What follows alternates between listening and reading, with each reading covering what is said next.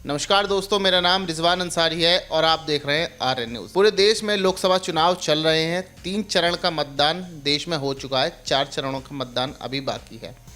कुल मिलाकर 280 सीट ऐसी हैं जिन पर चुनाव हो चुका है, मतदान हो चुका है और उन पर कैंडिडेट चुने जा चुके हैं। फैसला आने पर उनका नाम भी घोषित हो जाएगा। उत्तर प्रदेश में तीसरे चरण में 10 सीटों पर चुनाव होता है और 10 सीट ये वो 10 सीट हैं जिनमें से कुछ सीट यादव परिवार यानी अखिलेश यादव, मुलायम सिंह यादव परिवार के लिए बेहद ही खास रही हैं। मैं ऐसा इसलिए कह रहा हूं क्योंकि इन 10 सीटों में से एक सीट ऐसी है जिस पर पूरी यादव परिवार की प्रतिष्ठा टिकी हुई है और उस सीट का नाम है मैनपुरी लोकसभा सीट। जी हाँ, मैनपुरी लोकसभा सीट नेताजी की विरासत की सीट मानी जाती है। जब नेताजी का देहांत हुआ था उस समय वो मैनपुरी से ही सांसद थे। उसके बाद वहाँ से डिम्पल यादव चुनाव जीता और एक बार फिर अब जो है डिम्पल यादव मैनपुरी से ही प्रत्याशी हैं सपा की और वो अपनी ताल ठोक रही हैं। मैनपुरी सीट जो है वो अखिलेश यादव के परिवार के लिए बहुत खास है, इसलिए विपक्ष चाहता है, भाजपा चाहती है कि मैनपुरी के रण को अब की बार फतह करे जाए और मैनपुरी को भी जीता जाए। मैनपुरी लोकसभा सीट पे अपना परचम फहरा दिया जाए।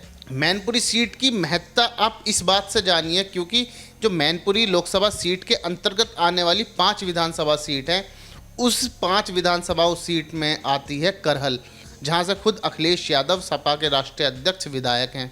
दूसरी सीट आती है उसमें से जसवंत नगर, जहां से चाचा शिवपाल विधायक हैं। यानी जो टॉप लीडरशिप है समाजवादी पार्टी की वो उस लोकसभा सीट पर ही टिकी हुई है। लोकसभा सीट में जसवंत नगर शिवपाल और अखिलेश यादव करहल, वो दोनों उसी लोकसभा सीट के अंदर आने वाली विधानसभा से आते हैं और इसलिए मैनपुरी जो है अब की बार बहुत अहम सीट सपा के लिए बन गई है। देखिए, मैनपुरी एक ऐसी सीट रही है जहां से यादव परिवार के कई जो है नेता निकले हैं। हम बात करें धर्मेंद्र यादव की, जो अखिलेश के भाई लगते हैं रिश्ते में, तो धर्मेंद्र यादव यहाँ से पहली बार चुनाव जीत के अपनी चुनावी राजनीति उन्होंने शुरू करी थी। उधर दूसरी ओर अगर हम बात करें तेज प्रताप यादव की, तो तेज प्रताप यादव भी पहली बार मैनपुरी से ही जीते थे, इसलिए भी अब की बार मैनपुरी एक अहम सीट हो चुकी है। अब समीकरण देखिए, समीकरण ये है कि भाजपा की ओर से ठाकुर जयवीर सिंह हैं मैदान में, जो योगी सरकार में मंत्री हैं। दूसरी ओर समाजवादी पार्टी की तरफ से डिम्पल यादव मैदान में है। वहीं तीसरी ओर जो है बसपा से भी एक यादव प्रत्याशी अब की बार मैदान में है। खुद मायावती भी वहां पर जाकर उनके समर्थन में अपनी ताल ठोक आई हैं, चुनावी जनसभा कराई हैं। इसलिए मैनपुरी को एक हॉट सीट पर अब की बार ज़्यादा देखा जा रहा है। योगी आदित्यनाथ 2 बार चुनावी जनसभा कर चुके हैं वहाँ पर।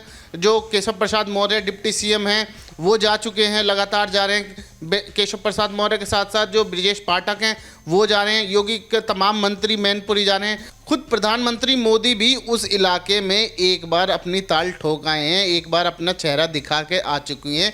इससे आप ये समझिए कि मैनपुरी इस वक्त समाजवादी पार्टी के लिए कितनी अहम सीट है, नाक की सीट बनी हुई है। मतलब अगर मैनपुरी वो हारते हैं तो ये समझिए कि समाजवादी पार्टी के अस्तित्व पर ही सवाल आ जाएगा, क्योंकि अगर मैनपुरी भी वो नहीं जीत पाए तो कहीं ना कहीं अखिलेश यादव की लीडरशिप पर सीधा सवाल उठेगा।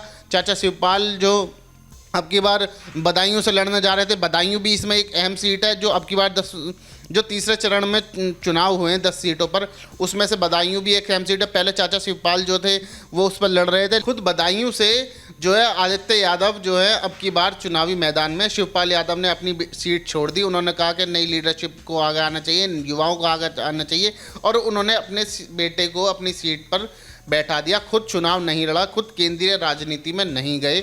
वो उन्होंने ये कहा कि मैं जो क्षेत्र की राजनीति है, उत्तर प्रदेश की राजनीति है, इसमें रहना चाहता हूँ। इसलिए आदित्य यादव यहाँ से चुनाव लड़ेंगे और जनता की यही मांग है कि आदित्य यादव बदायूं से एक बार चुनाव लड़ें। इस बार संघमित्रा मौर्य ने भी बीजेपी का टिकट काट दिया है। तो कुल मिलाकर बात यह है कि मैनपुरी सीट अब की बार दिलचस्प इसलिए है क्योंकि पूरा जो समाजवादी का गढ़ है मैनपुरी, अखिलेश यादव भी उसी लोकसभा के अंतर्गत आने वाली करहल सीट से विधायक हैं और जसवंत नगर जो है उसी लोकसभा के अंदर आती है, उसमें से चाचा शिवपाल विधायक है। इसलिए मैनपुरी अब की बार बहुत खास सीट है और जैसी खबर आई है कि अब की बार टक्कर जो है वो बराबरी की है। जी हाँ, क्योंकि जिस तरह से भाजपा ने पूरी जो अपनी चुनावी मशीनरी है उसको मैनपुरी तक लाकर सीमित कर दिया, पूरा घेराबंदी करने की कोशिश करी। खुद प्रधानमंत्री से लेकर योगी आदित्यनाथ के सारे मंत्री और छोटे से लेकर बड़े कार्यकर्ता तक सब मैनपुरी में जिस तरह से सक्रिय अब की बार दिखे हैं, वो अपने आप में बहुत अहम माना जाता है उस बात को। और ये संकेतक है कि प्रधानमंत्री से लेकर योगी आदित्यनाथ और तमाम कार्यकर्ता मैनपुरी को लेकर कितने उत्साहित हैं, कितने सजग हैं और कितने मनोबल से भरे हुए हैं कि उन्हें मैनपुरी अब की बार जीतनी है किसी भी कीमत पर। खैर, वो तो अब आने वाला समय बताएगा कि मैनपुरी अब की बार कौन जीतेगा। क्या डिंपल यादव चुनाव जीतेंगी या ठाकुर जयवीर सिंह जो उत्तर प्रदेश में मंत्री हैं वो अब की बार वहाँ से जीतेंगे। लोकसभा चुनाव से जुड़ी हुई तमाम खबरों को देखने के लिए हमारे चैनल RN न्यूज़ को ज़रूर सब्सक्राइब करें और घंटी वाला बटन जो है उसको भी ज़रूर दबाएं।